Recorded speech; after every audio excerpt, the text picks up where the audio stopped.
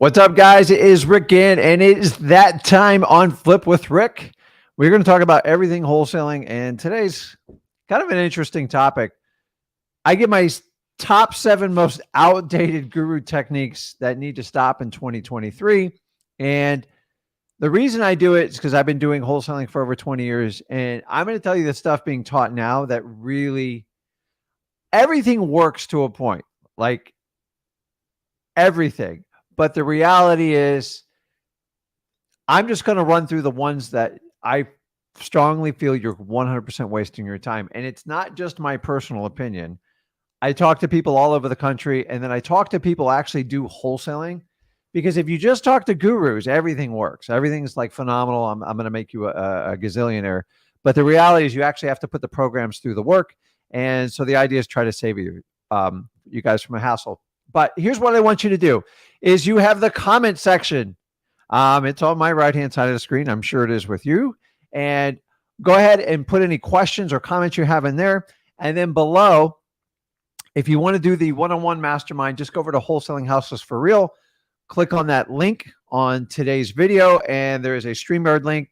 Click there. It'll register for you, and we can just talk one-on-one, and it's free. So that's it. We're going to take about an hour and a half. We're going to have a good time today. We'll get a lot more talking done today because I don't really plan on going on too long because I'm just tired of talking about guru nonsense that never even works anyways. But the goal is to save you from trouble. So make sure you use the comment section, introduce yourself, let us know where you're from. And guys, keep in mind, if you like this content, make sure that you smash that like button. And please, for God's sakes, make sure you subscribe to this channel. A lot of you aren't subscribed, but you listen to it. I appreciate it. But by you subscribing it opens up the box for a lot of people out there that really need this help. So if you are brand new to this channel, my name is Rick Ginn. I've been wholesaling homes for over 20 years, since 2003. And I've never left this business. I love this business. I'm beyond frustrated the way we teach this business. And so I basically reverse engineered how to teach you guys and stop taking advantage and of the 95% failure ratio. So if you are brand new and you want to figure out how to get started, go over to freewholesaling.com. It is the most in-depth, detailed wholesaling course. And here's the crazy part is me and my son put it together, 26 years experience. It's 100% transparent. Every guru in America has accessed it and gone through it. And I'm okay with that. Why? Because I think if we just were more transparent, if you guys want to buy a wholesaling course, I would demand that you get 30 days free access before you pay someone, because they're never going to let you do it. And number 2, you can find out what you're actually buying. So, or you can just save your house, save the hassle, and just come over to freewholesaling.com anyways, and we'll take great care of you. So guys, check it out, Free Wholesaling. It's on the bottom of the course. I'm going to take that off and let's jump into this. But before we do this, you guys, the excitement level is just a little bit low today, man. We got to you got to pick this thing up. Let's go, man. Dude, my ADHD is in full disarray today. And if you get on live with me, you're going to find out today. So I want to talk about doing deals. I don't want any complaining. And if you want to get a solution and actually get a deal, do what I did 20 years ago and just take the action, because everybody wants the credit. Very few people want to do the action. Show me you're different. Let's go. Let's get started in wholesaling.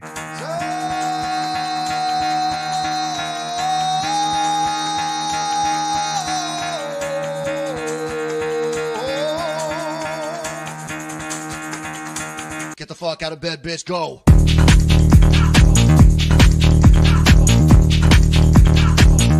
Get up and get the guy go.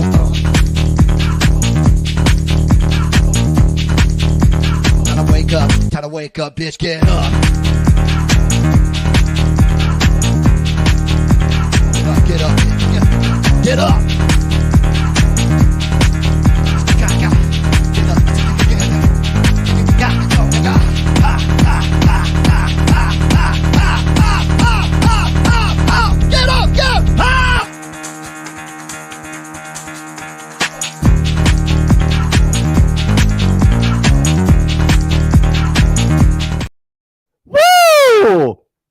Yeah, that's awesome. Yeah, I might have to change the format at because I see a lot of you guys dance around the screen. I think I'm just gonna start like bringing you guys on when we do it, and you know, I'm reminded every day I will get my butt kicked in a dance off because I got two left feet. I just admit it, dude. Actually, I should go hire like a dance coach. Maybe I wouldn't get all like the guru stuff. They could actually teach you a skill that probably would have about 95% success rate. But I don't know. Maybe somebody on this live could teach me how to dance. That would be kind of cool. Like I admit it, I can't dance, man. Like I am like the worst guy at the wedding, but I will tell you, I have the most fun.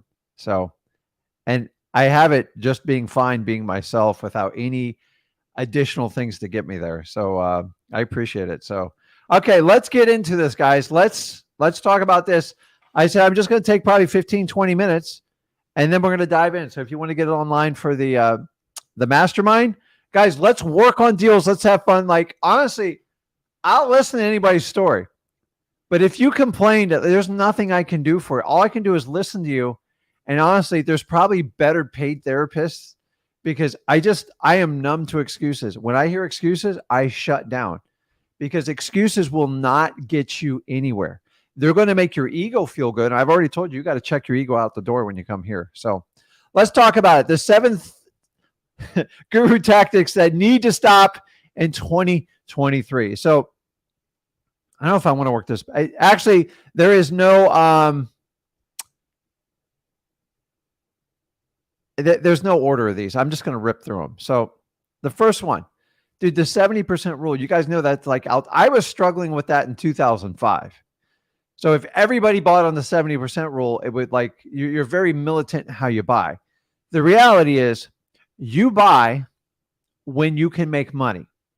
The only factor that I put into it is I look at the seller and make sure I'm doing what they want and make sure I'm transparent. And then number two, if my risk is minimized, if I can make $1,000 and everybody's okay with it and I have zero risk, go for it. I don't care.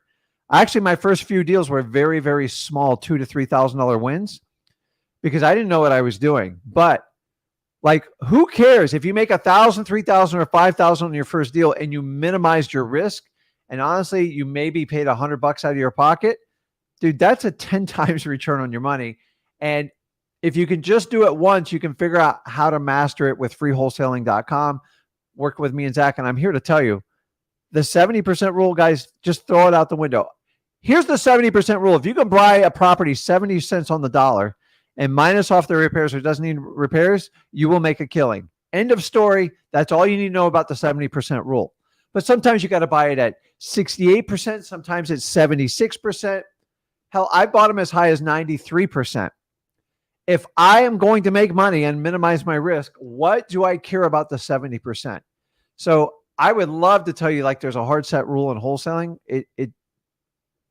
If you use the 70% rule, you probably won't do a deal this year. That's just now, once you get really good at talking to people, eventually you will be buying deals a lot in the 70% range, but nobody ever starts out just go, I'm going to get every deal at 70%. So on average, most wholesale deals are probably closer to 76 to 79% if I had to take 1,000 transactions. So if I did 70% and this guy's buying at 74 behind me, he or she's going to crush me. And that's what like everyone's figured out how to do it. So, and a lot of times you can get a buyer to pay more. Who cares? So throw the 70% out. It doesn't work. Number two, stop trying to be like perfect and stop trying to fake it till you make it. I was always bothered with the fake it till you make it. It just makes no sense. Just enjoy the journey. You don't know anything when you start. And so if you're excited about it and you're enthusiastic about it, there's so much more you can do. But so many gurus teach you to like put on a jacket, wear these polished tennis shoes, like wear a hat. Like, here's what you have to understand. You can't be Rick. You can't be Zach. You can't be Tony Robbins. Just go be yourself. And once I learned how to be myself and be authentic, I didn't have to worry about how to fake it or lie to people. And once you understand that, it's extremely empowering because everybody knows when you're fake. You guys know when it's fake. Honestly, if you met me on the street, which a lot of you guys eventually will, I'm the same guy in front of camera. I can't tell you how many people I meet on camera and then I meet them off camera. I'm like, well, you seem a lot different when you're on camera. I'm just here to tell you, if you are not going to be your true authentic self, people are going to see through you and you're going to struggle. And you're going to have to keep up this persona. If it's not really you, then you're going to get imposter syndrome, which is the guru's primary thing to teach you to be someone you're not. Listen, when you get in wholesaling, you're going to change who you are. Like, well, Rick, the problem in wholesaling is because I don't like where I've been. Well, that's fine. But you still bring your family and you're going to metamorphosize into a deal killer in wholesaling. Why? Because you're going to change what you allow in your life. And long as you're in true, authentic self, you're helping people out. This business is actually a lot of fun when you're fake and you just put on that fake smile and stuff. People know. I know right off the bat when people are fake to me. That's why I do not hang around a lot of gurus. Like it's all fake. Like everything's just perfect in guru world. I've never seen anything bad, but you can't ask any questions. You can't do this. So guys, be your authentic self. God made us all unique and different for a reason, because we would be bored if we were all the same. So I don't want you to be me. I don't need you to be this guy or that girl. Just be you and find out what your skill set is. If you're funny, then great, use it. People need to laugh more in this world. And if you don't know the answer, just come back and get them the right answer. So I'm not even going to spend a lot of time on this one. Novations have been around forever. It's just a replacement of contract. But gurus teaching newbies how to do this more advanced strategy and how to put in a dummy contract and then replace it with this one and then record legal affidavits that if it doesn't work out, you have to unwind or you're going to be sued for defamation of title. It's a horrible strategy, and that's why you're hearing less and less about novations. They're very challenging. Now, I do a few each year, but I do it out of necessity. Like, we can't make the price work. This doesn't work. I have someone that can buy it. Here's the deal. We're going to make X amount of money if I bring them in. If you're okay with it, I'll replace my contract. If not, I understand it. The difference is I write a real contract to make it stick. Most novation courses are teaching you to write fake contracts. And by definition of fraud, writing a fake contract is tricking people into getting into an agreement. This is my opinion on novations. You cannot explain this to a newbie. It's too advanced of a skill. So if you're trying to do novations because you're frustrated with wholesaling, I promise you novations will give you a whole new level of it. Next one, treating your cash buyers like trash. This went around on the internet for the longest time, and I always said it was wrong. And most people that were still in business that had this business model, they're not in business anymore because they were literally told just to run your cash buyers over. They're a dime a dozen. I'm here to tell you, in today's age, you actually have to work with your cash buyers and develop relationships with them. I used to be laughed at because I take my cash buyers to dinner. We go get coffee. I just got to know people. Now, you don't want to get them to know so much that like you're every weekend you're doing something together, but there has to be good information and there has to be trust built up. The more you do it, the better you're going to be. I've been doing this 20 years. I have a dozen cash buyers always in my Rolodex will buy 90% of what I sell. So even during lean times, I always have cash buyers. How did I do that? I just spent time with them. I got to know them. I didn't let them take advantage of me. And a lot of times we had friction on pricing, but everybody was always happy at the end. So when people taught you how to, like, if you commit to a cash buyer, honor your agreements. Just because a guy or gal offers you $1,000, $3,000 more, it's just, in me, it's not worth the relationship. So you've got to know how to treat your cash buyers, because treating them like, I'm not even going to use the words that were out there, but like treating them like trash. It's just, these are people. They're freaking humans. Why would we treat someone like that? You don't have to be mean in wholesaling. You go to Gary Vee way. Gary Vee is an extremely accomplished businessman, and he's just nice to everybody. You can be a very successful business person and be nice to people. You don't have to be a pain in the butt type of deal. Okay. So perfect comps. Guys, this is like, this MAO thing, I've already taught you. It's one of the worst techniques you can figure. If you're trying to figure out what your MAO on every property going in, the reality of what you're trying to do is you're trying to get a yes on the first try. And like basic negotiating 101 is You guys want to go for the yes on the first offer. And I've been taught this in wholesaling every time. I ran my business like this almost 5 years, and I'm telling you, it's wrong. So many of you try to predict what your sellers want, and I'm here. You don't have any idea what they want. You have no idea what they want. And I used to go, I know he wants 175,000, so I'm going to make an offer at 170. And I'm here to tell you, after doing this 20 years, I never know. My salespeople never know. So how do you do it? You build up a massive amount of rapport that we teach over at freewholesaling.com. And then when it comes to negotiation, when you come to make the offer, you're going to use the go for no method. And it simply states is you want a rejection on your first offer so you can explore and find out what the reaction to your seller is and get a counter offer so you can start the negotiation. The problem with an MAO theory is if you start there, where are you going to go if it doesn't work? You're done. So negotiations got to start naturally. The easiest way to start a negotiation is the go for no. And I teach you plenty of methods at freewholesaling.com. I know it's uncomfortable, guys. Dude, I've been doing this 20 years. You don't have to tell me. I don't like friction with people either. Nobody naturally wants to get in battles with people, but it is part of the process and you have to make it fun and engaging. And the problem is if the house is worth 200 and you're trying to buy at 175, 180 at your max and you come in at 172, you are done. There's no negotiation. You are basically playing MLS realtor rules. So the go for no method is basically if it's worth 200 and I said, listen, what if I could get you $110,000 cash? And I just shut up. And then I'm usually going to get a violent reaction from the seller. Like, listen, I can't take anything less than 150. Okay.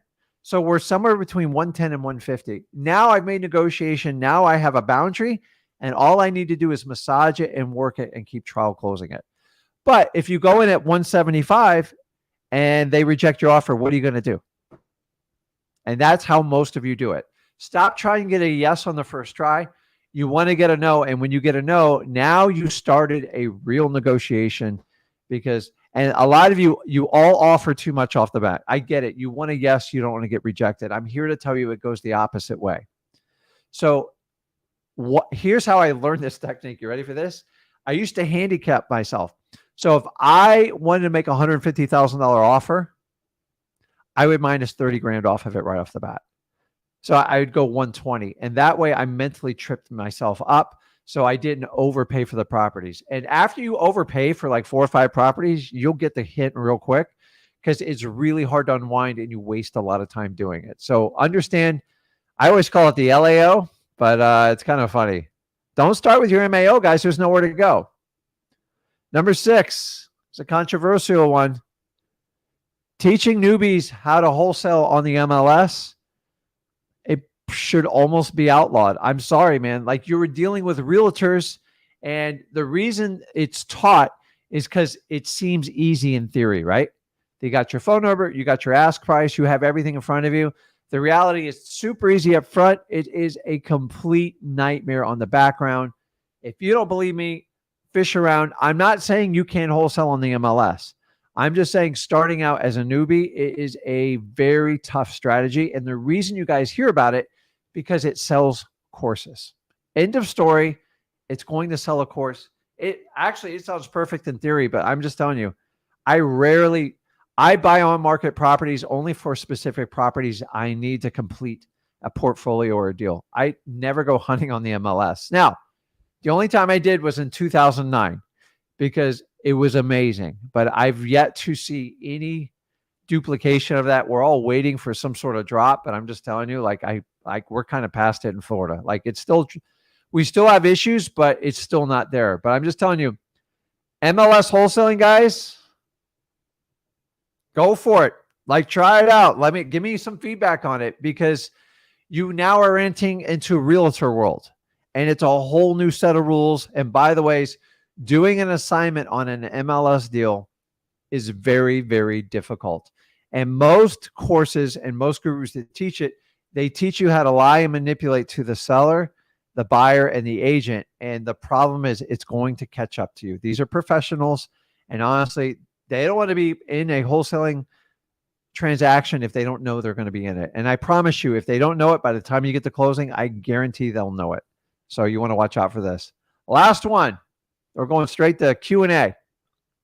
Just let bad deals go, guys. This is not a time that you should be doing bad deals. If the numbers don't work and you've used all the techniques at freewholesaling.com, move on. The only thing that can fix a bad deal is time and circumstance, which you and me don't control. So all you can do is put them up in your follow-up and see what happens with it. So I'm just telling you, when the deal doesn't work, don't try to sit and spend 4 hours on the comps. Guys, 10 minutes max on a comp. If you spend more than that, you're trying to force a deal to work. Why? You probably took some sort of guru course, and that's going to be your check and balance if you got a deal or not. If you got a deal and you can't make money off of it, it's not a deal. So guys, do not force bad deals.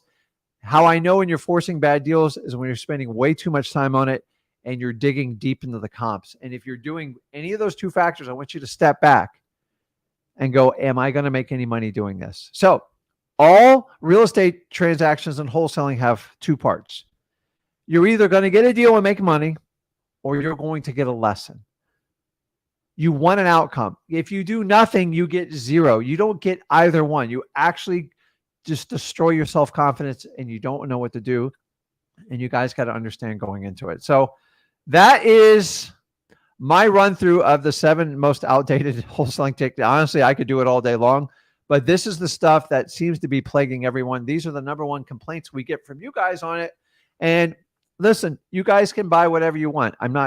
This is just my opinion, but I'm here to tell you, if you're going to buy a course, make sure you ask hard questions, because if you work hard for your money, and I know you do, you are entitled to understand what the heck you're getting into it. Can I see the course? Can I look at it?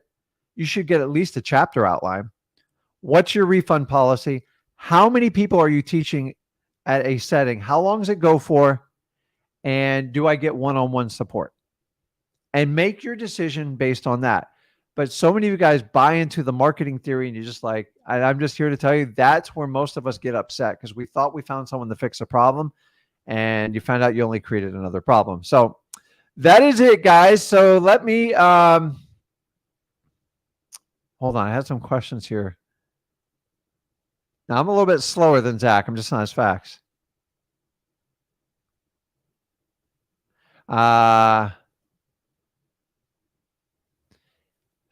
I don't know about the Spotify thing. So,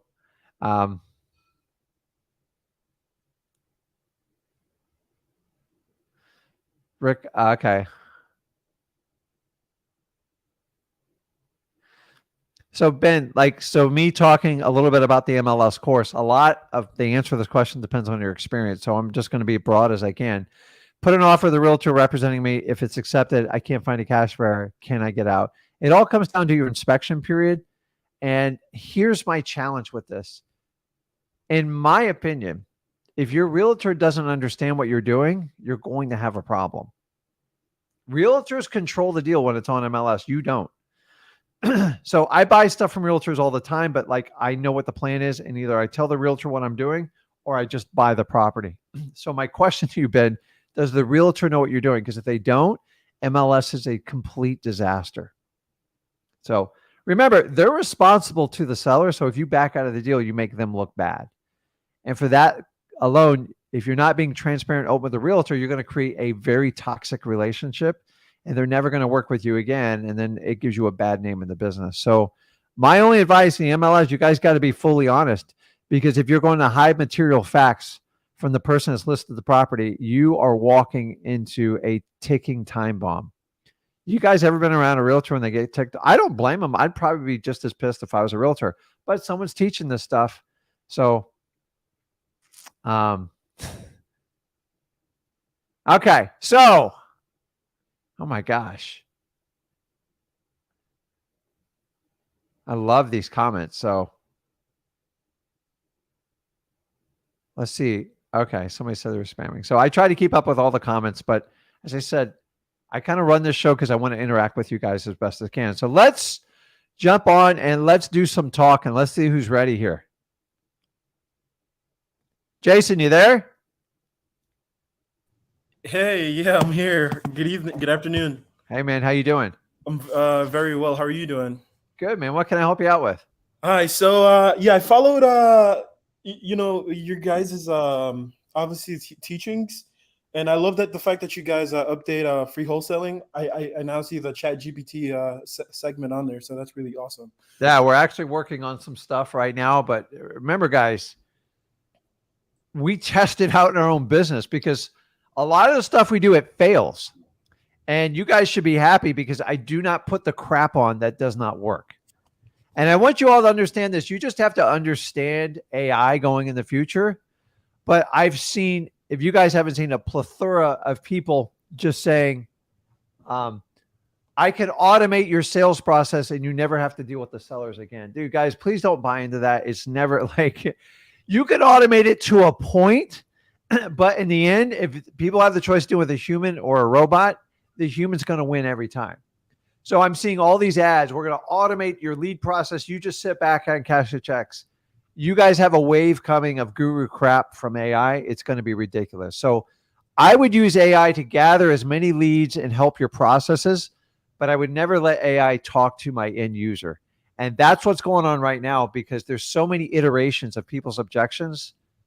It's going to take years for someone to build the data bank. And by the way, all these individual wholesalers goes, I'm going to master AI and stuff.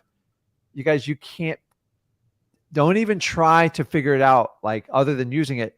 Microsoft, Google, all these large data companies, they're so far, they have thousands of employees already figuring this stuff out. So I'm not going to reinvent the wheel. I'm just going to show you stuff we're using to make it work. But it sounds perfect that a robot would handle all your leads, deal with all objections, and negotiate everything. Dude, I'm just telling you, it will not work. That is ridiculous. Sounds beautiful, but it's ridiculous. So now they have it set up. They have phone companies said they can answer all your leads coming in, and it's all automated technology. I'm like, okay, go for it. So just understand Chat GPT and AI and understanding you are just like right now, it's on the tip of your finger. They said in 1 year, it's going to be like the size of this desk compared to what you see now. So it's important to understand, but I just met with a company. They've got, and it's a medium, they have 25 employees. All they do is work on that stuff all day. So guys, do not sit there and spend 10 hours trying to code stuff yourself. You're wasting your time. There's people so much smarter than us doing it. And gurus tend to fall in this trap. They're all telling you all these apps and stuff they're developing. Don't even worry. I tell you, between like Podio and PropStream and Batch, let them spend all the money doing it, and it's just probably going to be part of like your services. So, yeah. Chat GPT, I tell you, you can use a lot of it outside of wholesaling too. Like I've learned a couple little tricks, not to give marriage advice, but man, it's like sometimes my wife wants to review like comments and stuff. I'm like, just stick it in Chat GPT and tell them you're talking like tell them what you want to accomplish. And like once I taught her that, man, guys, I freed up a lot of time. But guys, now I wouldn't use it to like courting or anything like that. I think that's going to be dangerous. So I think we got to be humans because once we don't need us, man, what's the point of being on this planet? It scares me, man. Yeah. Okay, I'm off the tangent. What's going on, Jason? Yeah. So I just have a question in regard to and this is something you've mentioned before in your past lives, but I met with a seller yesterday that will be facing prison time within the next 3 months. There is a surety bond on her property, and also it's being foreclosed on by the person she owes. I don't know if it's okay for me to say this, and I'm sure no one's watching, but the person that's holding the note for her is the person she used to work with, and she's actually going to prison for stealing from that person. But now there's a surety bond, and he's foreclosing on the house. But she told me that she's been receiving a lot of letters for people to help her out, but for some reason she's chosen me.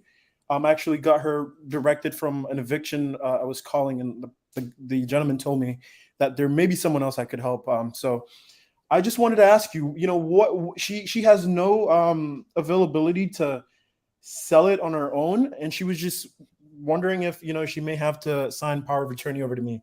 I know that's a big step for a lot of people, but in this situation, I really want to know how I can navigate that. Okay, so let's unwind this. You gave me a lot of information. So, Yeah, I know. first of all, is her name on the deed of the house? Her and her only. Yes. Okay.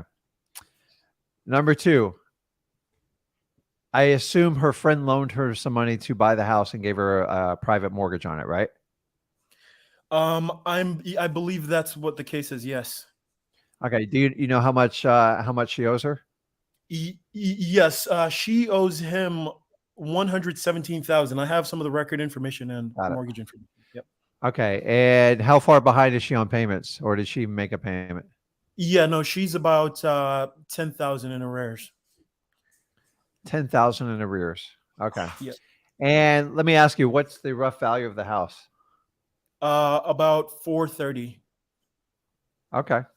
Well, you got something to work with there, because usually you tell me it's 100 and like we're stuck. Yeah. So hold on, I'm getting my pen out so I can, because I can't memorize. So how much do you owe? 17. She's saying it's 117K. 114, but we got the paperwork and it said 117. I got it. And do you know what the payment was when she was making it? No, I don't. Because that was my first time meeting her, and I just wanted to talk to her about everything that was going on with her. Because I mean, it's a lot. She lost 3 people in her life within like 2 months, and she wants me to find a home for her late son's dog. So, okay, so we're going to deal with one thing at a time. So what I want to do is kind of show people is your job is to go out and find these people. Honestly, that's what you have to do first in wholesaling, because most people try to do it in reverse order. So Jason's doing it correctly. He went out and found a problem. Now he's like, crap, what do I do now? Yeah. So the next thing is the surety bond. I'm assuming that's some sort of bail bond that she has posted against the house, correct? Yes. As a way to, it's also federal, just to make sure she doesn't flee. And how much is that for? Do you know? 150.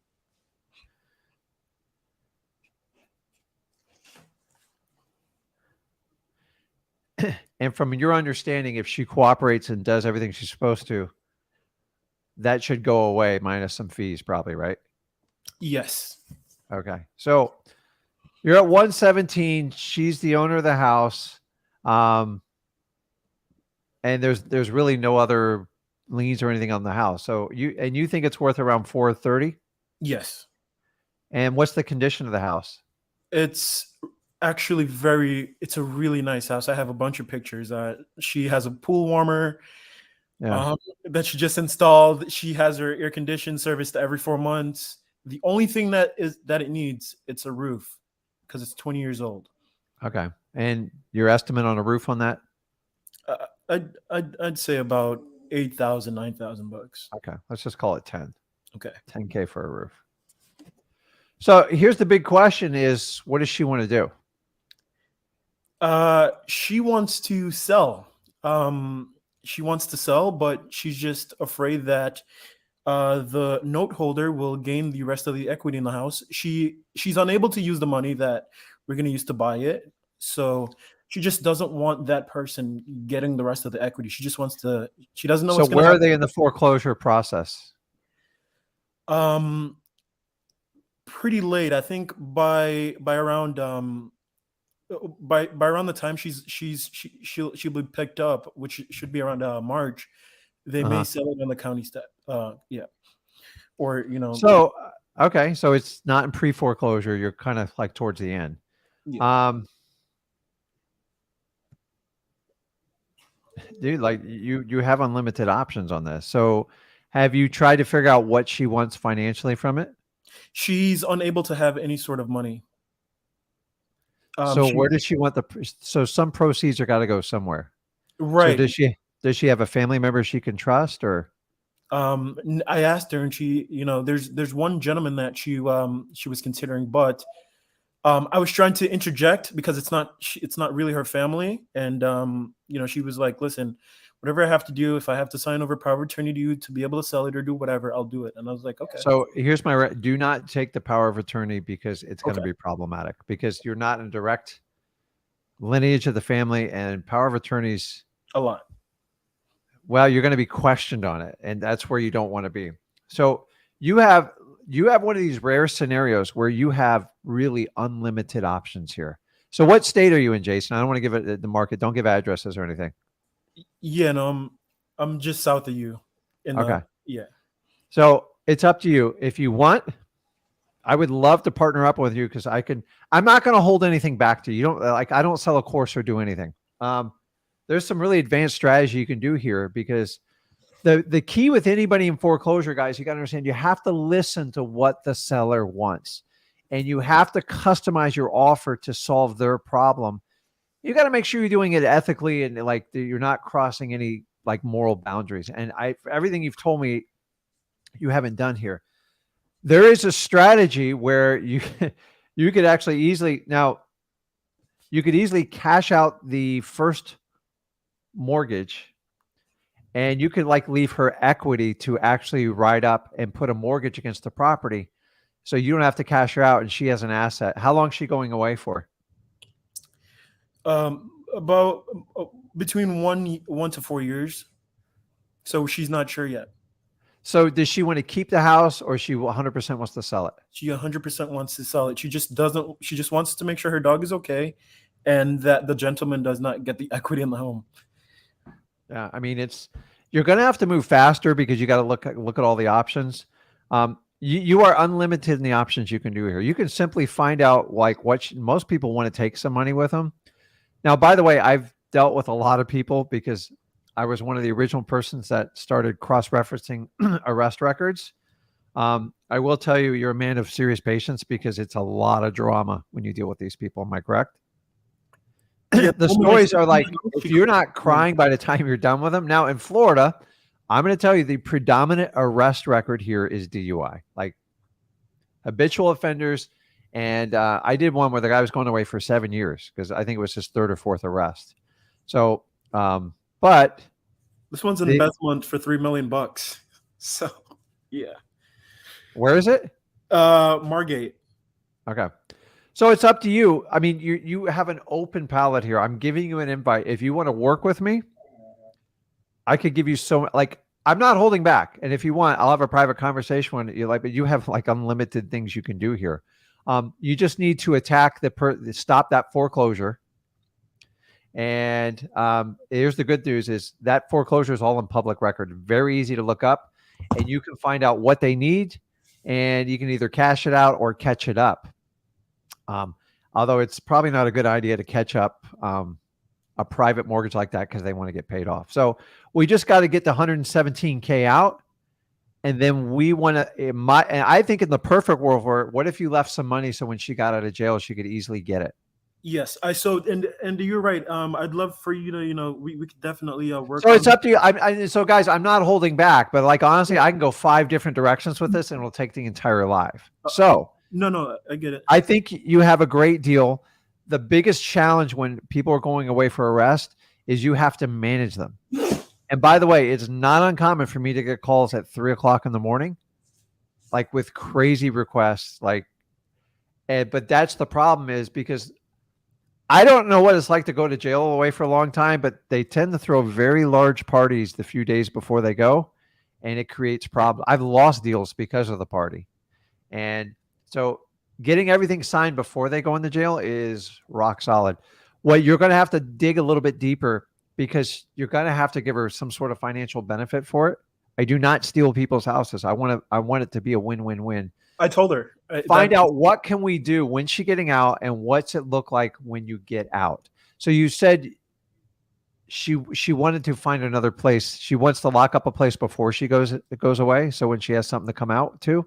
No, she's not sure. Again, she's not sure about what's. I don't think she's thought that far into the future, but I'd love to bring it up to her. Yeah. I did ask her, but she put it off. But I'd love to ask her just to. Most people want to set the money aside and have a trusted family member. That's the preferred way. And you can give them and get it. The other way is you can tie up some sort of equity in the house and maybe you rent it out or do something like that. And then you cash her out in 5 years when she gets out and she can get a nice big fat lump sum and she comes back and she knows it's going to be there because you can't sell the house without cashing her out. She doesn't want to. Actually, I'm so sorry to cut you off. Yeah. She actually doesn't want to go back to the house because of the deaths that she just previously experienced, and all her memories are there. She just wants to be out. I got it. So, guys, the key part of this is, I'd like to tell you, every seller's like this. Like you found somewhat of a unicorn, and you have to help people out. We don't take advantage; we help them out. So you're going to have to go in a little bit more exploratory and just carefully say, because she's making this easy for you. What, Susie, whatever, what is it you need? What is the perfect situation for this to make you feel comfortable with it? And then she might give you one or two, and then I give you 3 or 4 ideas, and then we cater to what she wants. I know what I want. I make a crap load of money, but like I have to feel good about like doing it, because to go in and go, listen, okay, we'll cash out that mortgage and give you 10 grand, dude, it's going to blow up on you. Like it's going to come back on you. So you're going to have to move quickly, though, because once they lock in the summary judgment and the auction, your hands are going to be full. So it's up to you, Jason. If you can do like whatever you want, you have a million options. Number one, you do not have to do a deal with me. Like I do not like push on people. But if you're saying if it's the state of Florida, I think you're crazy not to do a deal with me. And here's my deal is like I tell everybody up, we do sellmypaper.com. It's 50-50. So you get 50%, we get 50%. And obviously in Florida, I'm very hands-on. So if you want to work with me, I would love to work with you. What I would suggest is for expediency, support at Flip with Rick, because I need to look at this now because I need to look at the court case. That's the scariest part to me. Okay. And I'll look at the court case. Leave me your phone number. I'll reach out and call you. And if what you say is, but you're sure her intent is to sell the property, right? Yeah, no, we sat at the house for about 3 to 4 hours yesterday, and I asked her several different ways. So, what's your plan? What do you really want? I'm not here for the house. I want to make sure I'm helping you. And she's like, I just want to make sure the dog's okay. I don't want the gentleman to get the equity, and I just want it to be gone. So the first thing we have to do is attack the court case and look at it and go, okay, Jason, here's what we're up against. Here's the timeline. And then I'll ask you some more questions, and then you'll have one more meeting. So is she local near you? Yeah, she's about 40 minutes away. Okay. So it's up to you, man. If you want to work with me, I would love to. This is like, I could do this stuff in my like sleep. Like I get goosebumps. And guys, this is the stuff I love working on. Not everybody has a deal, and I get it, but that's how you learn. So I believe I can make you more money than you would actually make by yourself. Otherwise, I wouldn't even offer this to you. No. And so if you want to work together on it, and even if we don't do a deal, I'll tell you exactly what to do with it. No, let's get it done. So guys, like this week, in the last week since we've done this, I'm not going to share like all the numbers, but like we are well on our way doing 1,000 deals. Like we did 7 in 1 week. And like, I'm hiring people to help me out, but like, understand, like I do not hire VAs like to help you guys out. I go get people. Like if you're in Michigan, I go find the baddest person in Michigan. I go, listen, can you help us do these deals? And here's what we're going to do. And then I share the revenue with everyone because I'm a Florida guy. I can do the Southeast. But like Florida, if you guys do it in Florida, Jason would work with me or Zach directly. That's just how we do it. So if you're okay with that, support at Flip with Rick. Or if you even want to private message me your information on the chat here. But if you put it in there, but I got to look at it today. Like, don't wait a week and give it to me because No. I'm doing it right now. I'm doing it right now. So support at Flip with Rick, and then just put Jason in all caps first, and then put the information in the email. Okay. And then do me a favor, just message me some of your contact information, just so in case the email doesn't go to the right place. So you're doing good, Jason. So guys, this is what I want you to understand is you guys got to go out and find problems like this. And then we solve them. And by the way, if you want to solve it on your own, I'm fine with it. If you want to partner up with it, I'm fine with it too. Like I'm not asking for any money. I just ask for deals. And like a lot of people got upset with me. It's like, Rick, the deal didn't work out. Like, do you want me to lie to you? Like you just paid too much for it. It's okay. You just got to renegotiate it if it's too far away. And then we've done 2 deals this week where we actually took your contracts. They were close, and we got on a 3-way call, and we got a deal done. And you guys would have let it go and gone to nothing. So you guys get paid you get paid much more than I do, I promise you. And it's by design. So I can do a lot more volume. So if you're okay with it, put a private comment with your, just put your name and phone number in there and send me that email. And then I'll probably call you later this afternoon. Is that good, Jason? Yeah, definitely. And I just want to say thanks again for bringing up the Chat GPT thing. I've known about it, but never really used it. And yeah, I used it to sort of sort 2 eviction lists that I had to find just similar like case numbers or like, code violations. And it wrote me a macro for Excel, and I just made it. It's insane, isn't it? Yeah. Do you guys know there's what they call if you go in Chat GPT, once you account, there's a section called Playground AI, and you can go in there. There's people who've written code within Chat GPT. Guys, I don't want to write code. This is where I draw the line, because then you're going to go down the dark. Like, you're going to spend thousands of hours, and like, do you want to be a coder or you want to be a wholesaler? And so like, there's one just for Excel. And it knows how to speak Excel. It knows all the terminology. If you tell it, it spits it out. It's absolutely like my pivot tables and everything. It's unbelievable. And I've even been playing around with like payroll and all this other stuff. It's like, it just does amazing things. Although my accountant's not crazy about it, but I just like to know what the numbers cost me on it. So just remember, Jason, don't replace yourself. In the perfect world, AI would replace 70% of your support staff, and that's what it's designed to do. So it's perfect for wholesalers like this. But in the end, do not have AI talking to your person, especially as going to jail, because if they get pissed off, you're never going to know, and it's going to be a problematic with them. So how many meetings have you had with the seller? Just 2, one over call, which was the night before, and then yesterday. Okay, perfect. This morning I called her to let her know, she can call me at any time. Okay. I got your info, Jason, and I'll be in contact with you right after that. Just send an email just so I can expedite it a little bit faster, because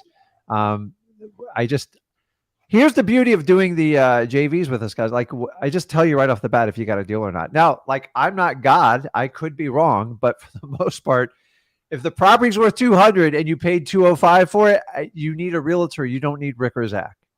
And I'm just telling you guys all the time when you do it. So I love what you got going, just because, Jason, I'm going to be honest with you. I've only had about 10 people ever give me like these perfect scenario. And the idea is you have a choice. You can either take advantage of people, or you can create an incredible like win-win-win for everyone available. And if you do the right course, you'll be in this business forever. If you want to go for a one-hit wonder, you're always going to look over your shoulder, because, by the way, how old is your client? What age group? 67. Yeah. So now you have elderly law on this one as too. So we want to make sure we cross off. Guys, listen, here's the reality. I'm not a young man anymore, but like, once you get somebody in their 60s, especially 65 and older, you better make sure it's what they want to do. Like, you cannot play with this stuff. I always involve a family member. So you're saying there's no family either, right? Like, nobody she wants to involve. No, the closest person to her is her granddaughter, but she just says her granddaughter just wants money. So she's like, nope. Okay. Okay, bud, I'm going to reach out to you. And how did you find this lead, Jason? I was calling an eviction, and the gentleman told me that he has someone else. He's like, I'm not going to, I got my eviction, but let me refer you to someone else. And we spoke at about 11 o'clock at night. Yeah. And we spent a good while on the phone, and I met her the next day. How did she wind up on the eviction list, just out of curiosity? She wasn't on the eviction list. Okay. I called one of her friends that is currently evicting someone. Yeah. And I said, hey, listen, I understand that you're evicting a tenant. I know it can't be easy. What are your plans? And he told me, well, it's not for sale. I'm not interested in selling, but there is a property that I think, you'd be interested in. And so guys, I want you to understand the list. They're a lot of work. It's not a lot of fun, but where there's smoke, there's fire. Do you think if you called her off the foreclosure list, you could have had a successful conversation with her? I mean, if you call them off the eviction list or the foreclosure, it's like either Probably. way. So it's Probably. like when you all go, oh, there's never any deals. I'm like, dude, it is a numbers game. Yeah. So any one of you could have reached out and called on that foreclosure list. And I'm not going to give the particular markets Jason's in, and you would have had a great shot at doing this deal. I'm just telling you guys, like, if you don't try, you get nothing. The only difference, like when I got started, I was probably more scared than 95% of those people alive. Is the truth. I was shaking in my pants, dude. I owed like $5,000 a month in expenses, like with my family. And that was a long time ago. And I just decided I just didn't want to be like a slave to the corporate environment. And I took a risk. I called on lists like this and people would reach out. And like every now and then I get someone like this. I'm like, oh my God, it actually works. Now, what you didn't see is the 3,000 people that rejected me before I got to them. And that's what you all are being like punked. And I want you to understand it. Jason, just keep what you're doing because the population just keeps rising. There's more houses. People have problems and we need to help them out. So, and what I'll do is if we wind up doing this deal, I'll show you how we solve this with Jason and we'll find the final outcome because this one's a lot of fun. I think of 5 ways right off the bat we could easily do this. So I'll be in touch today, Jason. Okay. Okay. Thank you. Okay, man. I appreciate it. Yes, sir. Thank you. God, that's what I'm talking about, dude. If I could do every chat just like that, but like, listen, I get it. Like, but I love to work on deals. It's like always been my mastermind. If I could work on deals like all over the country, I get super excited. Every guru in America told me you have to charge for your time, Rick, or you get these free people and they'll waste your time. No, guys, I have no limitations on how I contact people.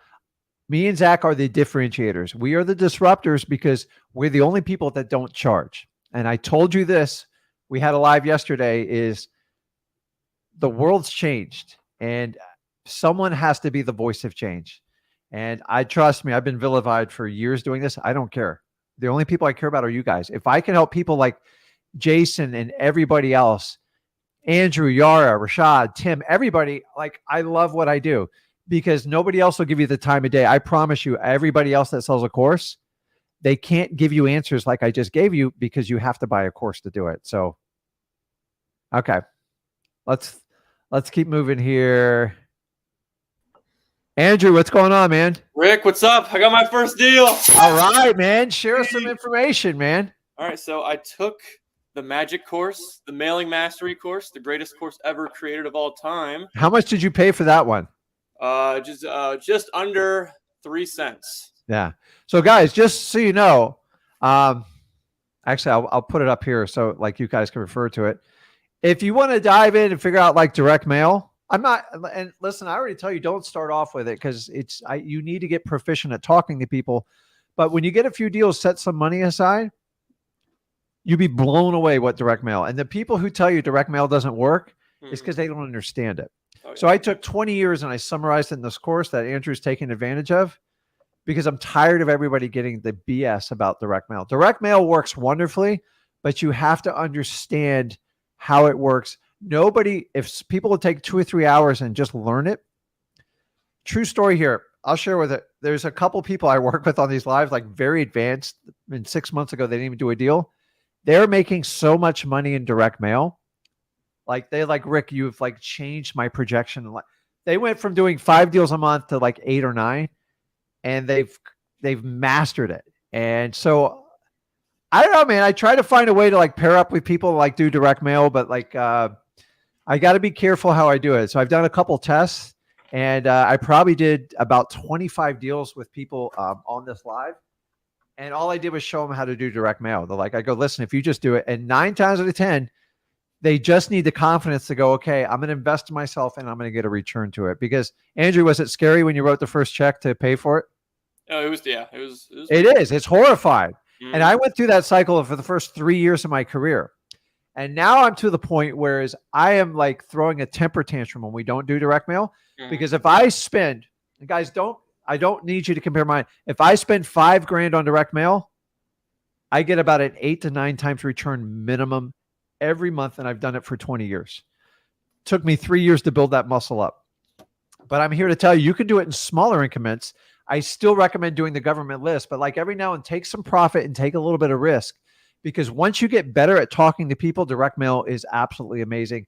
direct mail, in my opinion, is a bit of a nightmare if you've never done a deal and you don't know what you're doing. And that's why me and Zach don't recommend it off the bat. So tell me more about it. How did it go down, and what was the situation?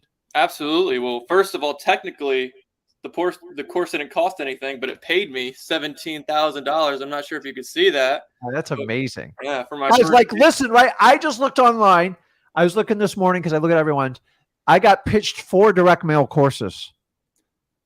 And I'm just like, and by the day, they're between $5,000 and $9,000. And I'm just telling you, I'll go against anybody direct mail in this country. I have done more direct mail than most people. And the thing is, like, I've never stopped doing it. And not only do I do my local market, I do virtual markets. I'm very good. And honestly, the information I share on direct mail, like, I don't like go out and sell courses on it, because if people knew how good I was with it, it'd be like, and by the way, I've been offered a lot of money for it. I just gave it away for free. So I was told to sell that course. You ready for this, Andrew? Told me to take a $10,000 membership fee. I go, that's ridiculous. So my goal is, like, somewhere down the road, if you guys, once you get the confident muscle and you can earn $100,000, I would love to pair up with you guys. Like, I could show you amazing things in direct mail, and I'd create a huge win-win situation. What other person goes out and teaches this business and says, listen, I don't want a dime from you. I just want to share in your profit? Because that's someone who believes in what they do. It's what I do. So go ahead, Andrew. Tell me a little bit more, man. Absolutely. All right. So first of all, the ROS postcards are like magic.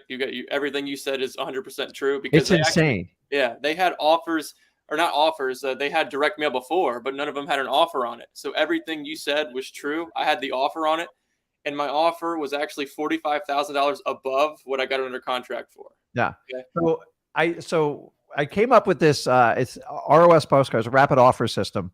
Mm-hmm. And I did it because for the longest time I cheated. I used the Google image. You guys ever heard of that one? Yeah. And the problem is everybody started doing it. So I came up with a postcard. I said, what are the 2 biggest questions people have when they call us? What's your offer? And, like, get me off your list. Mm-hmm. So I go, well, hell, let's just give them what they want. And I was told by every guru, you can't put the offer on the postcard. Like, you're at a huge disadvantage. I go, no. The reason, Andrew, why do people call you when you have the offer on the postcard, no matter what the offer is? Why? Because you're the only one that has the offer on it. Nobody else has it. So they're either happy or they're pissed off. Either way, I don't care. And they'll, like, challenge you.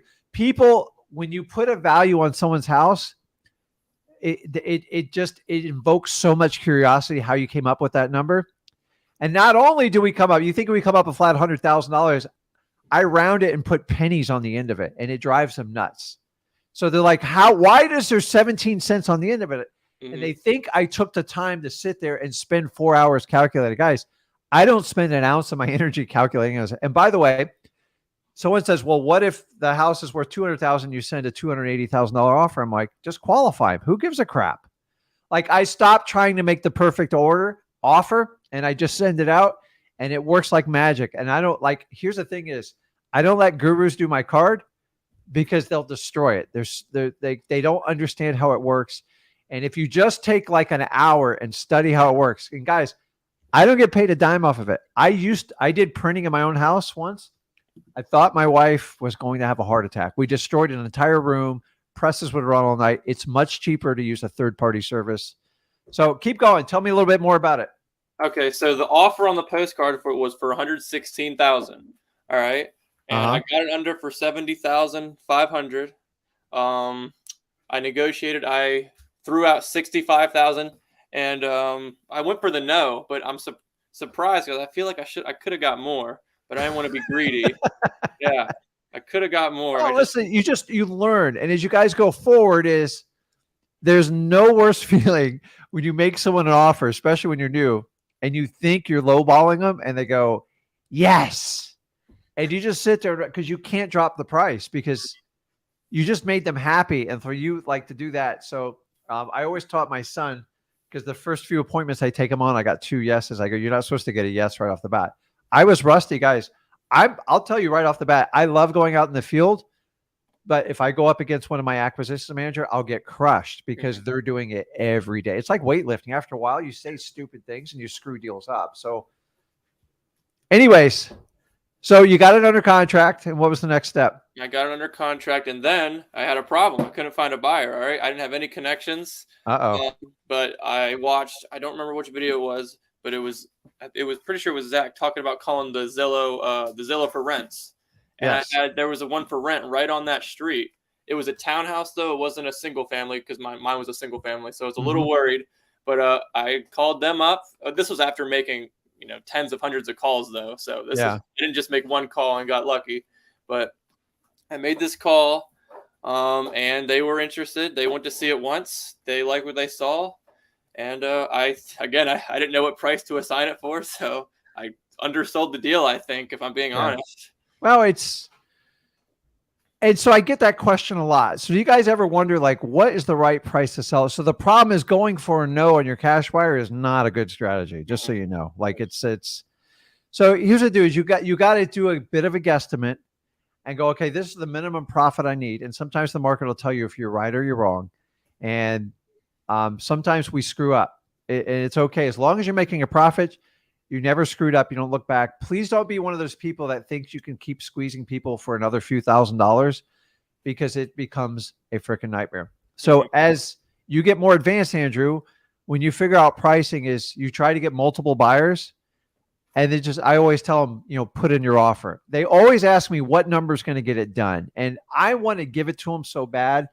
If I have a property, I know I'm struggling with it, I will give it to them. If I have a property I think it's going to be a no-brainer, I don't give it to them because sometimes they'll tell you a much bigger number than you ever anticipated. So once again, but you can't go for a no with the cash buyers. It is problematic. Yeah. So the best scenario is you get two people, very similar numbers, and go, listen, I'm going to be honest with you. It's between you and another person. You gave a fair offer. Here's what I'm going to do. I need your best and final price, and that's it. And I'm just going to give you a yes or a no. I know it feels awkward, but it works. And you don't play games. You don't go, okay, he offered 1,000 more. You're going to go 1,500. And whoever takes that bold action is going to be your buyer, because the one that's going to nickel dime you in, they're a freaking nightmare. Yeah. So that's what I do, guys, to try to bid it up. But every now and then, I got to tell you, my first 3 years, I think I made some of the happiest people. I had a guy in Fort Lauderdale. I bought a house on Los Olas. I got it through a realtor lead. I charged him $10,000. I thought I was killing him. You ready for this? I'm happy with the 10 grand because I wasn't confident myself when I did it. And it was one of my first 5 deals. He put some money into it, but he made $400,000 9 months later. And I thought I was hitting him over the head. I was kind of embarrassed. I'm just like, and I look back. And so I never regret once I sell a property. I want people to make money. And if you go, I can't believe he or she made $50,000 on top of me, you are not doing wholesaling right. They should always make money on top of you. And I always tell them when they buy it, that's it. So I've had a guy buy over 40 properties from me. 39 of them worked out phenomenally. One of them, like, he broke even, and he bitched for like months on end. I go, listen, 39 out of 40. Are you kidding me? Like, you gotten greedy. You should take everything. You should have 10 losses in there. And I don't care. Like I do. You guys can never look at what people sold it from you, and just because wholesaling is about what situation you're in. So if I'm behind on my rent, my lights are going to be shut off and there's no food in the fridge, dude, I'm taking whatever someone puts across my plate. And you've got to understand it. Now, if I'm very set up and stuff, I can take time and go much deeper and swing the bat a little bit harder. But that's why I love real estate. Who is the famous Wolf of Wall Street? Leonardo DiCaprio. You behind on your rent? Pick up the phone. Your girlfriend left you? Pick up the phone. It's true, guys. And I'm just telling you, I've been like, what you want to make off of it is going to depend on your current situation. And as you do more and more deals, you'll get so much better. So I started out making $1,000, $2,000, $3,000. Then I had a $4,000 check. Then I jumped to $10,000. Now, I probably would have made 35 to 40 grand if I knew what I was doing, but like, it's okay. You just learn as you go and you get better and you start to figure things out. It's never perfect in wholesaling. And you guys, sometimes you guys do it backwards. Like you overpay for a property and you just got to do that 1 or 2 times and you'll start to go, wow, what he teaches in free wholesaling, like he's really giving me 20 years in a time capsule. So I love doing it. So what was your profit level on that deal? Profit level? What do you mean profit level? How much you going to make on it? I made 17,000. Oh, that's right. Okay, I apologize. Silly, My silly ADHD Rick. kicked in. But So now you're in a luxurious position where you go, okay, listen, how much did you spend on your total direct mail campaign? I'm pretty sure it was just below $400. Oh my God, dude. Now you're making us all look bad. So that's amazing. I've always told you, I'll be brutally honest with everybody on here. Direct mail usually requires $1,000 or more to really get, like, if you do tiny little batches, it's a hard representation of that market. And so it's, so the really cool thing is with the ROS postcard is I have an entire segment at mailingmastery.com. It'll teach you the psychology. It's free. If you want to learn it and just understand direct mail, 20 years, guys, it's a $10,000 course with anybody else. And then number two, we hook you up with my direct mail printer. He's absolutely amazing. He's an investor himself. He understands. He's on the East Coast. Guys, I've used everybody in the industry. I mean, everybody. This guy will jump through any hoop you need. So have you ever worked with Open Letter? The people? No, I just, the people with ROS, I've never got their cards off the site. Yeah. They're, if you have a question or like you even now, I've always told people, try not to make major changes on the postcard because now I spent over $60,000 testing that card out over 2 years. So like the data is already done for you. The only thing you got to do is play with the price. Mm-hmm. So we're actually in talks right now. I told them we wanted to make some changes with the market and make the offer meter a little bit easier and make it more transparent for you guys. And I spend it. So like now he's got to calculate his $400 in the 17 grand. Somebody give me a return on investment. But like, how easy is it when they call you though? It's pretty cool, isn't it? Oh yeah, it's awesome. It's all, and so people underestimate like the value because as a single worker, like not a single worker, but as a solopreneur, my first 7 years, like direct mail was like having 4 or 5 employees for me because leads would come in. I could answer the phone. And guys, don't get me wrong. Driving for dollars is amazing. Calling all this, that's amazing too. But like, if you can set some profit aside and did what Andrew did, I'm not going to tell you can do it every time with $400, but usually $1,000 consistently. And here's the key with direct mail. You got to give it 3 months. If you don't give it 3 months, you did not give it a fair enough time. It is a slow process and it works over. I have a gentleman I helped out on here. First month started out slow. Second month, got a few contracts. Third started closing. By the 4th and 5th month, he's like, my God, like so they're working on 7 total deals from one tiny campaign. I go, imagine if you do that every month. Yeah. That's the beauty of it. And so guys, most of you are trying to get your first deal. I think it's like amazing if you have the patience to take it and set it aside. I love direct mail. So any other tips you can share with it? Don't think that all the phone calls you get are going to be happy people. All right. Oh, yeah. Yeah, but it's we're pretty bad. So here's the secret with direct mail. If they call you, it's a win. Even when they chew you out, you should be happy because somehow you invoke them to call you. Yeah. Most people, when it comes to direct mail, they want to tell you everything they do on the postcard. And I'm just telling you, the more you put on the postcard, the worse your results are going to be because there's no curiosity. So if you put the price on there and you make it very curious, like they have to call and see what the heck's going on. And when they call, if you have the right lists, you find problematic properties, people that want to sell, then all you have to do is qualify them and walk through it. So the question is, are you going to continue doing it? Oh yeah. Yeah. So it's like, he's doing it small. It's fine. But like he's learning. And that's the best way to do it is learn what works. And you start to go, okay, I spend $400 or $500. I can make, I know I can at least tenfold my money. When you get really good at direct mail, you should get at least a 4 to 5 times return once you have some experience. And then when you get very advanced, you can typically almost double those numbers. But think about this. If you spent $3,000 to make $12,000, you would do it in a heartbeat. You guys, do you know what people spend on Facebook ads? You would die. I know I'm talking about out as a real estate. I have a friend that has a business. He spends $200,000 a month on ads. You know how he makes? He makes 35 grand. So if he gets a bad day or week, he's done. He's toast. And I'm here to tell you, a lot of you think like, oh, I spend $3,000 if I don't make it back. The problem is you have to budget for 3 months. So if you're going to do $3,000 a month, you have to really set aside $9,000 or $10,000 to get it going. Most people do not have the discipline or the patience to do that. And if you can start growing that, Andrew, and understanding, and by the way, here's the key. I've had months where I've spent over $10,000. I rarely spend more than 10 grand on direct mail because I just know how to do it. I've had months where I didn't even get a lead. Yeah. It's the truth. No one will tell you that. But in 3 months, I win every time. So the worst thing you can do is try direct mail once and quit, because you are going to Vegas when you do that. And that's how most people do direct mail. So yeah. Any other questions, Andrew? I mean, I love this, dude. Like, dude, you took massive action and you actually got it. And anybody tells you, hey, you get what you pay for with it, like, screw them, man. The fact that I play the long game and I want to help everybody out makes me different and unique.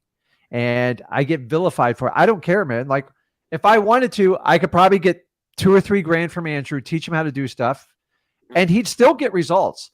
But here's the difference. If Andrew does the work, he's going to get the results no matter what. He just needs some basic information that's trustworthy.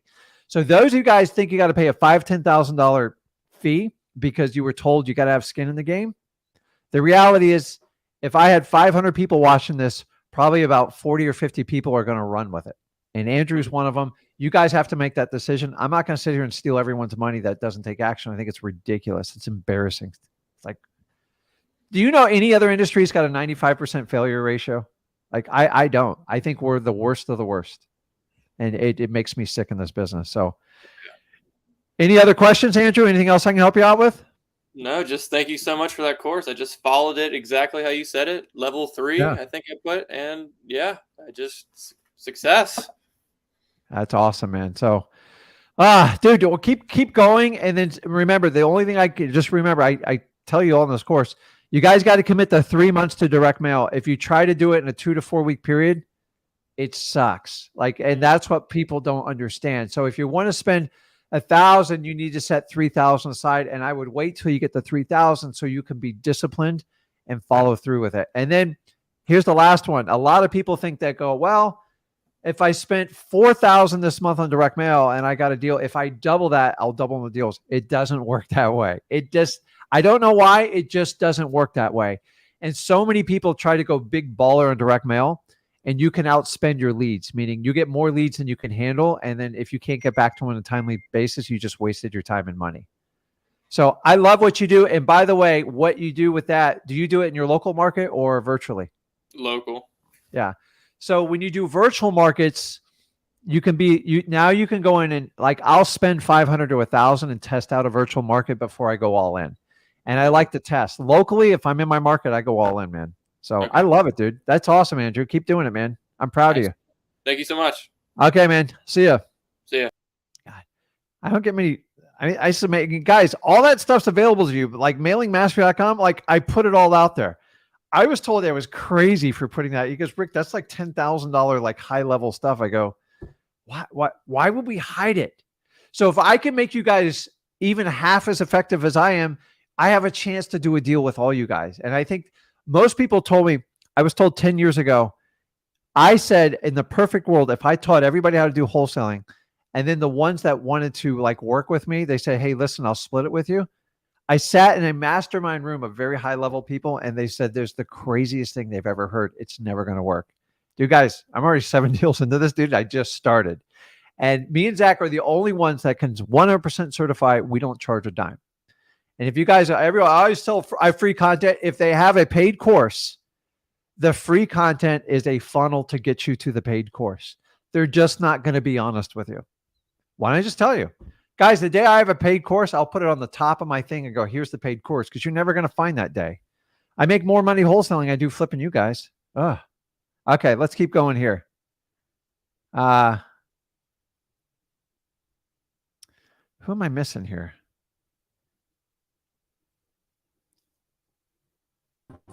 Rashad, you there? Yeah. Hey, how's it going, Rick? Good, man. Keep your eyes on the road, man. Okay.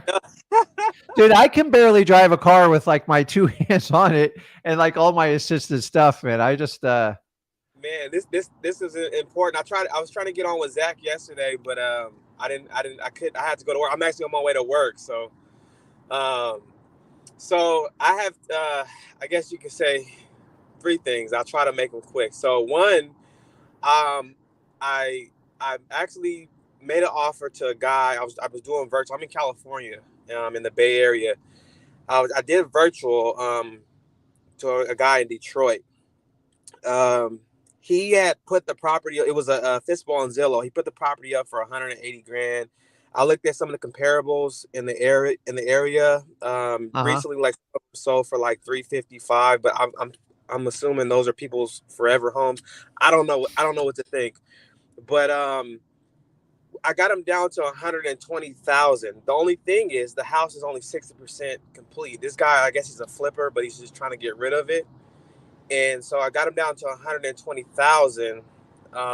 And I tried to get him on a contract, but he's asking for proof of funds. I have an LLC under a different company that I have. Yeah. And so he's asking for a company as well. And I'm like, should I just give him my other company name? You know, I don't want to come off as a fraud with this guy. Like, honestly, I kind of don't even want to do the deal because he's kind of like making me jump through all these hoops. So How many other hoops are you making you jump through?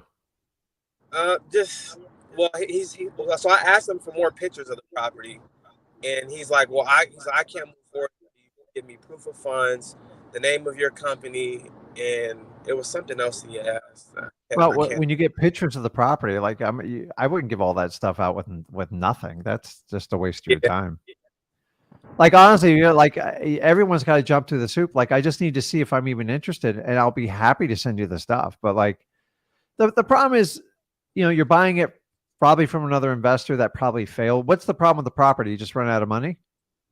No, he says he has other projects he's working on. He said if he continues to work on it, he's just going to continue to raise the price on it.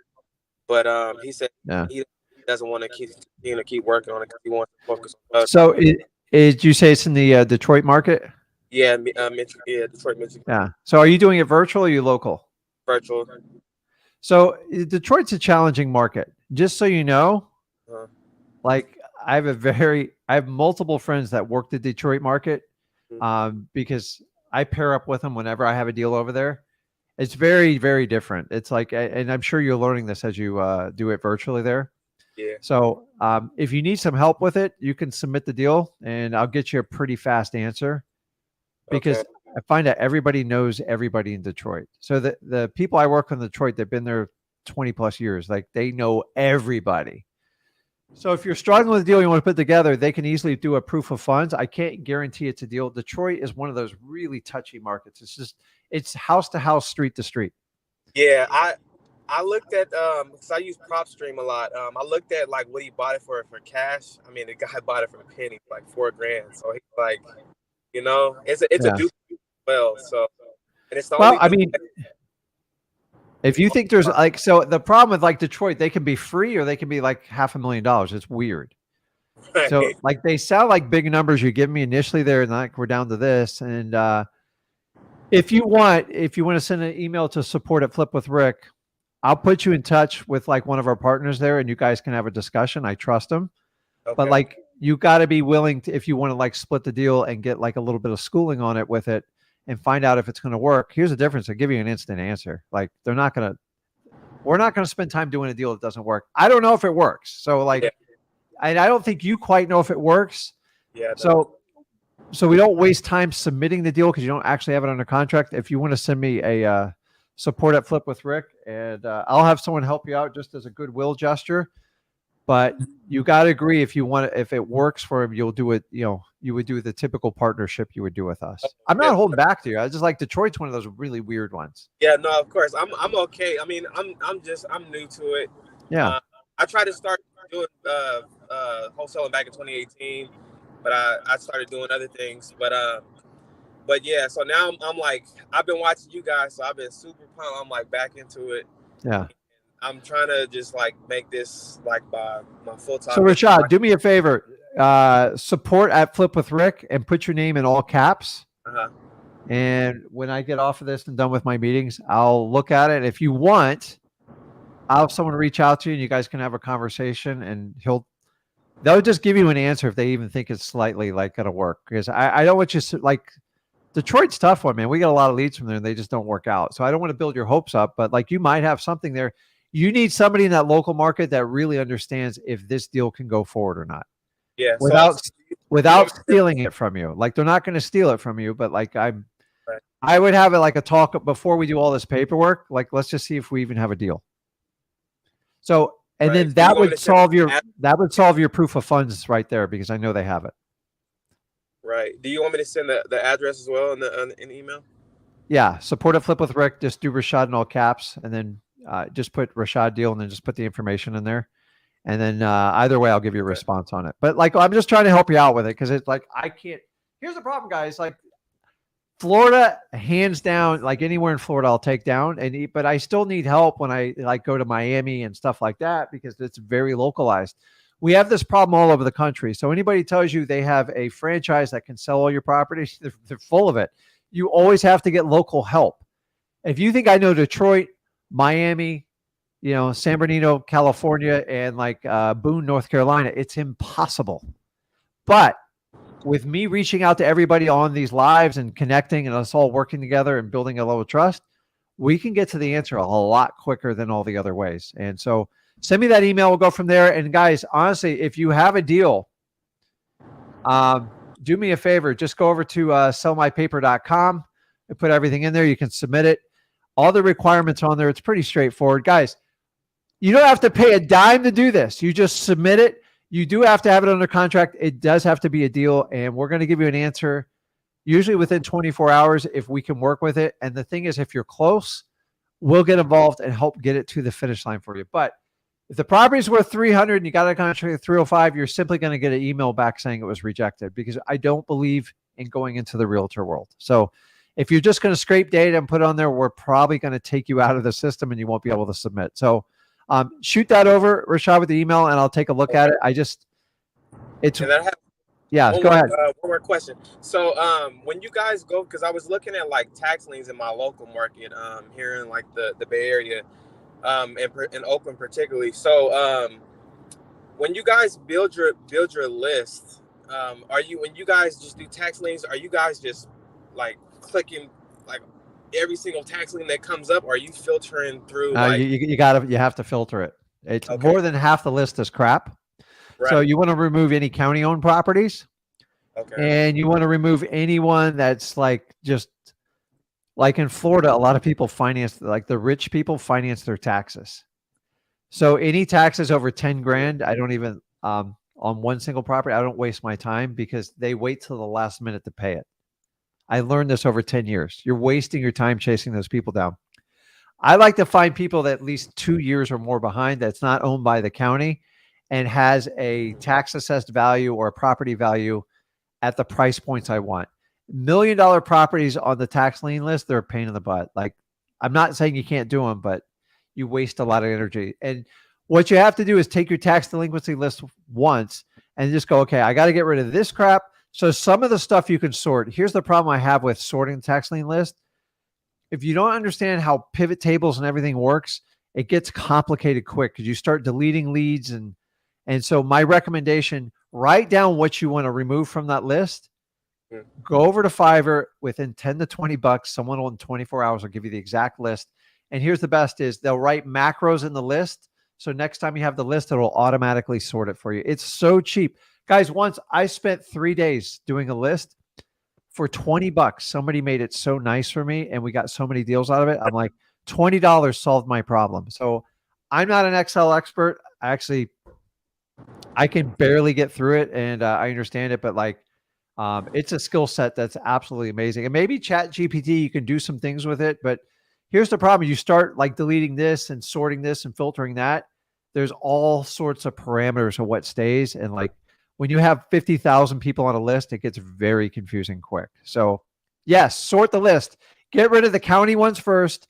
And most of your lists have like a tax assessed value. Get rid of the ones that exceed way past your price point, because they're usually much more sophisticated sellers and they're going to waste your time. And then you can decide, someone that's 2 years behind on the tax, I'm all over. But you got to remember, some people that just missed their tax payment, they're just financing it. And you got to decide to kind of go through those. And then the other ones that we have a big problem in Florida, in my markets, are the vacant lands that are owned by the county. Nobody wants them because you can't build on them anymore. That's why they all go to. So people are like, how does that thing go to tax deed? I go, nobody wants it. That's why that's why the county takes it back. They don't have a choice. And they constantly try to sell that crap. It's not. So in like Florida, we have tiny little lots. They're not even big enough to build on. You can't store anything on it. If you buy it, you just pay the taxes on it. So sort it. And then what you'll do is each year you'll learn a little bit more about that list. And within 3 years, you'll have it so dialed in. But like what I do in Florida and like what you're going to do in your market could be a little bit different because you also have to know when the taxes get funded in your county. So like in Florida, ours are all due by the end of November, and they have to be paid by, I think, March 1st or 31st. And then a month later, they go to a tax certificate sale. But I've learned not every state, some of you guys have it in June. So like some of it's a bit of a timing. And by the way, I only pull the list once a year. Like I just don't, there's no pulling that list every month. Like once the tax roll is done, that's it. Like you know what the list is. So make sense? Just be careful in the sorting on it. Okay, Rashad froze up on me there. So, Ace, you there? Hey, can you hear me? Yeah. Hey, Rick. So I just got a real quick question. So I just got a deal locked up or whatnot, and it's a vacant lot, and the buyer, he didn't really speak much English or whatnot, but we were able to communicate. So thing is, he put down an earnest money deposit, but now he is on the property, but he has not paid the rest of the funds. So I've been pretty much like still reaching out to other buyers.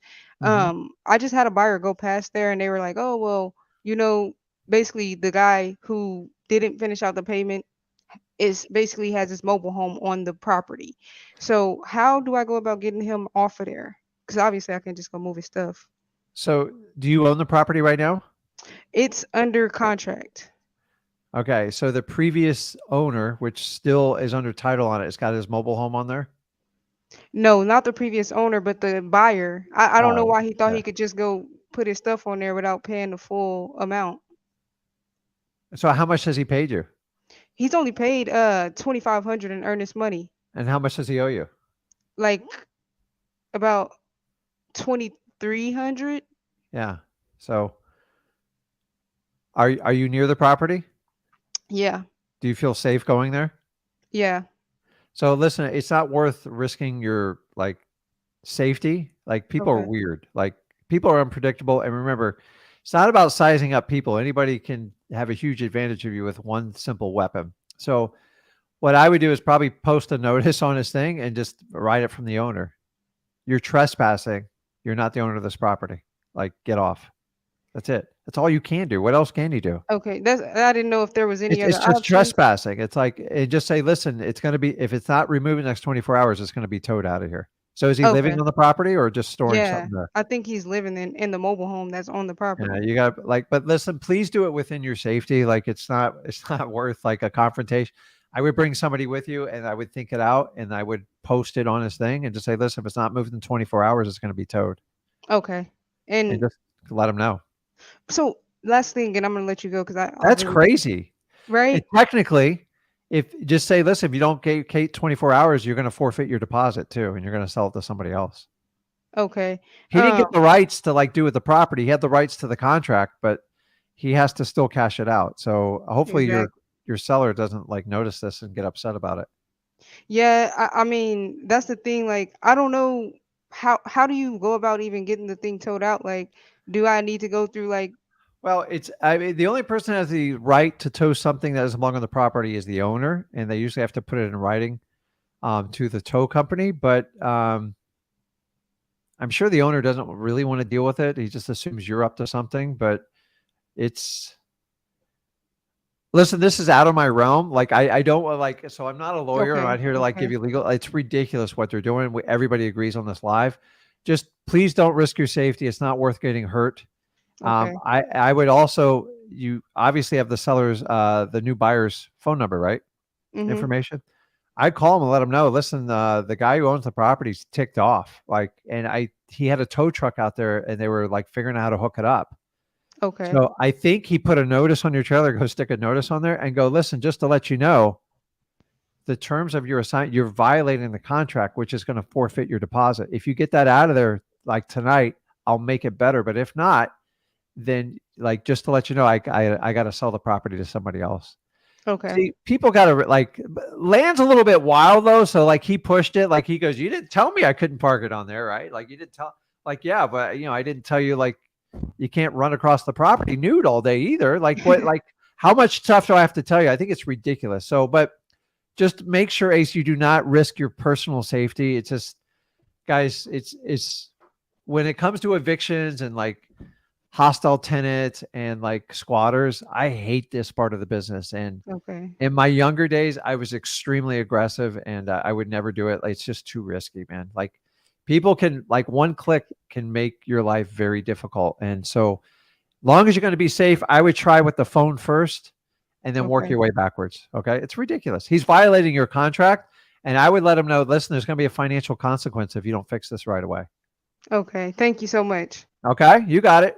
All right. Appreciate you, Rick. Have a good one. I'll see you. So guys, hopefully that makes sense. That's absolutely nuts. So guys, if you want to do a deal with me, like I talked to Jason, I talked to Andrew, all these other people, it's not a requirement. If you want to do it, you can submit it. You got it under contract. Go to sellmypaper.com and we teach you how to submit the deal. And we're never going to charge money up front. It's my commitment to you. I think it's ridiculous when people have to do that, but understanding it going in. So sellmypaper.com. And guys, make sure you are subscribed to this channel, and also check out my son's got his own channel, ZachGinn.com. And then not Zach, just go to Zach Ginn. You can find him on YouTube. And obviously Rick Ginn, which we release special private videos on there, and none of them are the same. And it kind of gives you like an inside look. So if you want to work with Rick a little bit more, and I share a lot of my experiences. I share some fathering advice too, and just some philosophy, but I always talk about real estate. I'm never going to spin you guys on all this other crap that every other guru. I'm not going to go down these rabbit holes on like how to do stocks, how to do digital currency, because I'm just a rookie when it comes to that stuff. So make a ton of money in wholesaling, guys. Go out there and get deals. If you want to work with us, go to sellmypaper.com, and please make sure you are subscribed to this channel and the Rick and Zach Ginn YouTube channel. And guys, I appreciate you guys. Go out there and get deals. You have all the tools in the world over at freewholesaling.com. Take advantage of them, and let's partner up.